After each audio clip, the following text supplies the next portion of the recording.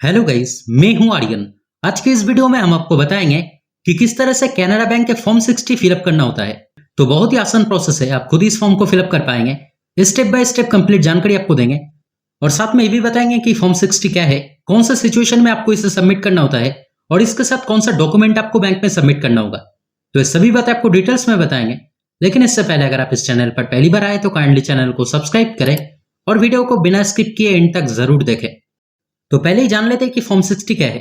तो 1962 के income tax rules के अनुसार क्लियरली बताया गया है कि अगर आपके पास पैन कार्ड मौजूद नहीं है तब उस सिचुएशन में पैन कार्ड के सब्स्टिट्यूट के तौर पे कुछ ऐसा ट्रांजैक्शन है जिसके लिए आपको फॉर्म 60 सबमिट करना होगा। यानी फॉर्म 60 आपको तभी सबमिट करना होगा अगर आपके पास पैन कार्ड मौजूद नहीं है। जैसे कि अगर आप सेविंग्स अकाउंट या फिर करेंट अकाउंट ओपन करना चाहते हैं और अगर आपके पास पैन कार्ड मौजूद नहीं है तब फॉर्म 60 सबमिट करना होगा। अगर आप 50,000 से ज्यादा कैश डिपॉजिट करना चाहते हैं तब भी फॉर्म 60 सबमिट करना होगा। अगर आप एफडी या फिर म्यूचुअल फंड में अगर 50,000 से ज्यादा इन्वेस्ट करना चाहते हैं तब आपको फॉर्म 60 सबमिट करना होगा। और इसके अलावा अगर आप डेबिट कार्ड या फिर क्रेडिट कार्ड के लिए अगर अप्लाई करना चाहते हैं और अगर आपके पास पैन कार्ड अगर मौजूद नहीं है तब उस सिचुएशन में आपको फॉर्म 60 सबमिट करना होगा। तो चलिए आप जान लेते हैं कि बहुत ही आसान प्रोसेस है कैसे आप इस फॉर्म को फिलअप कर पाएंगे। तो पहले आपको यहाँ पे अपना नाम लिखना होगा। जैसे कि पहले आपको फर्स्ट नेम, अगर आपका मिडिल नेम है तो मिडिल नेम, और यहाँ पे आपको लास्ट नेम लिख देना है। उसके बाद आपका डेट ऑफ बर्थ यहाँ पे लिखना होगा। उसके बाद आपके फादर का नाम यहाँ पे आपको लिखना होगा। उसके बाद आपका कंप्लीट एड्रेस आपको यहाँ पे लिखना होगा। जैसे कि पहले आपको फ्लैट और floor name, block name, street, road, lane name, area या फिर लोकेलिटी नेम, टाउन, डिस्ट्रिक्ट या फिर स्टेट नेम, और यहाँ पे आपको पिन कोड लिख देना है। और अगर आपका टेलीफोन नंबर है तो वो अगर आप चाहे तो यहाँ पे लिख सकते हैं, अदरवाइज इसे आपको खाली रख देना है। उसके बाद आपको यहाँ पे अपना मोबाइल नंबर लिखना होगा। उसके बाद यहाँ पे आपको ट्रांजेक्शन अमाउंट लिखना है। जैसे कि इस सिचुएशन में मैं सेविंग्स अकाउंट ओपन करना चाहता हूँ और अकाउंट ओपन करने के लिए मैं 2000 का अकाउंट ओपन करना चाहता हूँ, इसलिए 2000 का ट्रांजैक्शन है, इसलिए मैंने यहाँ पे 2000 लिख दिया है। तो आपके केस में जो भी आपका सिचुएशन है और जो भी आपका ट्रांजैक्शन अमाउंट है वो ट्रांजैक्शन अमाउंट आपको यहाँ पे लिख देना है। उसके बाद यहाँ पे आपको ट्रांजैक्शन डेट लिखना होगा, यानी जिस भी डेट में आपका ट्रांजैक्शन हुआ है वो डेट आपको यहाँ पे लिखना होगा। जैसे कि इस सिचुएशन में मैं सेविंग्स अकाउंट ओपन करना चाहता हूँ और उसके लिए मैं इस फॉर्म को सबमिट करना चाहता हूँ। तो जिस भी डेट में मैं सेविंग्स अकाउंट ओपन करना चाहता हूँ और उसके साथ इस फॉर्म को सबमिट करना चाहता हूँ वो डेट मैंने यहाँ पे लिख दिया है। उसके बाद यहाँ पे बताया गया है कि अगर आपका ज्वाइंट अकाउंट है और अगर आप ज्वाइंट अकाउंट के लिए अगर फॉर्म 60 सबमिट करना चाहते हैं तो जिनके भी साथ आपका ज्वाइंट अकाउंट है उनका नाम आपको यहाँ पे लिखना होगा। जैसे कि एग्जांपल के तौर पे मान लीजिए कि अगर आपका ज्वाइंट अकाउंट है तो आपका नाम यहाँ पे लिखना होगा और आपके साथ जिनका ज्वाइंट अकाउंट है उनका भी नाम आपको यहाँ पे लिख देना है।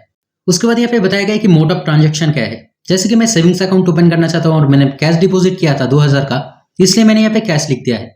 अगर आपका चेक का अमाउंट 50,000 से ज्यादा है या फिर अगर आप अपने कार्ड से अगर 50,000 से ज्यादा अमाउंट का अगर ट्रांजेक्शन किए हैं या फिर अगर आप बैंक ड्राफ्ट के लिए अगर 50,000 से ज्यादा अमाउंट का ट्रांजेक्शन किए हैं या फिर अगर आप अपने अकाउंट से दूसरे अकाउंट पे अगर 50,000 से ज्यादा अमाउंट का अगर ट्रांजेक्शन किए हैं तब यहाँ पे आपको ऑनलाइन ट्रांसफर के ऊपर टिक कर देना है।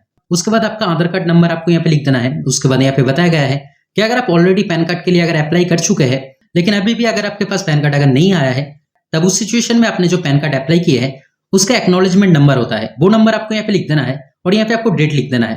यहाँ पे आपको वही डेट लिखना है जिस डेट में आपने पैन कार्ड अप्लाई किया है। उसके बाद यहाँ पे बताया गया है कि अगर आप पैन कार्ड के लिए अप्लाई अगर नहीं किए हैं तब आपका एनुअल इनकम कितना है वो यहाँ पे आपको लिखना होगा। तो अप्रोक्स अमाउंट आपको यहाँ पे लिखना होगा। अगर आपका एग्रीकल्चरल यानी खेती से इनकम है तो वो कितना है वो यहाँ पे आपको लिख देना है। और अगर आप अदर सोर्स से अगर इनकम है तो सालाना इनकम कितना है वो अप्रोक्स आपको यहाँ पे लिख देना है। उसके बाद यहाँ पे बताया गया है कि इस फॉर्म के साथ आपका दूसरा कोई डॉक्यूमेंट का डिटेल्स आपको यहाँ पे फिलअप करना होगा। जैसे कि बताया गया है कि कॉलम 1 में जो भी डॉक्यूमेंट है वो डॉक्यूमेंट का डिटेल्स आपको यहाँ पे फिलअप करना होगा। तो आपके जानकारी के लिए बता दूं, कॉलम 1 में जो डॉक्यूमेंट है वो है आधार कार्ड। तो पहले आपको यहाँ पे डॉक्यूमेंट कोड में 01 लिख देना है और यहाँ पे डॉक्यूमेंट नंबर में आपका आधार कार्ड का नंबर लिख देना है। और आधार कार्ड इशू होता है EY DAI से, तो वो यहाँ पे आपको लिख देना है। उसके बाद यहाँ पे बताया गया है कि कॉलम 4 से 13 के बीच में जो भी डॉक्यूमेंट है उनमें से कोई एक डॉक्यूमेंट का डिटेल्स आपको यहाँ पे देना होगा।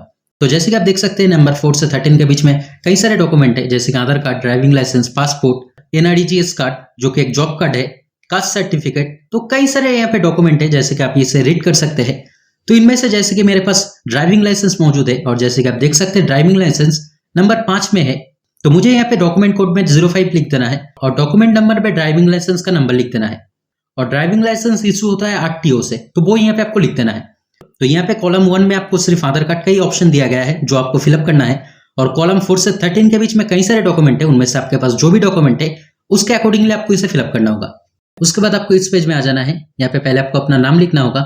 तो उसके बाद यहाँ पे आपको डेट लिखना होगा, जैसे कि पहले डेट, उसके बाद मंथ नेम और यहाँ पे आपको ईयर लिख देना है। उसके बाद प्लेस के जगह में सिटी नेम या फिर विलेज नेम लिख देना है और यहाँ पे लास्ट में आपको सिग्नेचर करना है। और इस फॉर्म के साथ कुछ और फिलअप करने की आपको जरूरत नहीं है। और लास्ट में आपके जानकारी के लिए बता दूं, सपोर्टिंग डॉक्यूमेंट के तौर पे आपने जो भी डॉक्यूमेंट का नंबर वहां पे दिया है, उस डॉक्यूमेंट का जेरॉक्स और ओरिजिनल कॉपी आपके पास रहना जरूरी है। जैसे कि मैंने आधार कार्ड दिया है और ड्राइविंग लाइसेंस दिया है, तो आधार कार्ड और ड्राइविंग लाइसेंस का जेरॉक्स कॉपी मुझे इस फॉर्म के साथ सबमिट करना होगा। तो दोस्तों, आज के वीडियो में इतना ही। उम्मीद करते हैं वीडियो आपके लिए हेल्पफुल रहा। अगर फिर भी कोई डाउट रहे तो कमेंट करके जरूर बताएं, मैं आपका कमेंट का रिप्लाई जरूर करूंगा। और अगर वीडियो पसंद आए तो लाइक और शेयर करें और इस तरह के वीडियो देखने के लिए काइंडली चैनल को सब्सक्राइब करें। Thank you.